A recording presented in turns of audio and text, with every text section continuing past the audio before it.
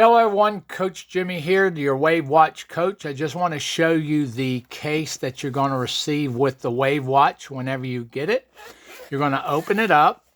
Now, this is a brand new WAVwatch that we've received. So whenever you open it up, you're going to have the charging brick. This is what you plug the USB cable into.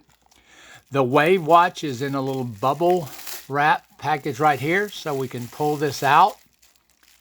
And you'll see that here's a brand new WAVwatch. We'll go over that in a few. And then over here, you can't see it because it's the Amazing Chameleon, but there's a black bag, felt bag right here. So we're going to pull this out. And inside of here, you will find your charging cord that goes with your USB brick. And then also a piece of screen protector. This you take out, you peel off, and you stick onto your WAVwatch glass face to protect it. Okay, so just remember, over here on the left side, there's a little black felt bag. Hopefully in the future, we'll change the color to blue, yellow, white, or something like that.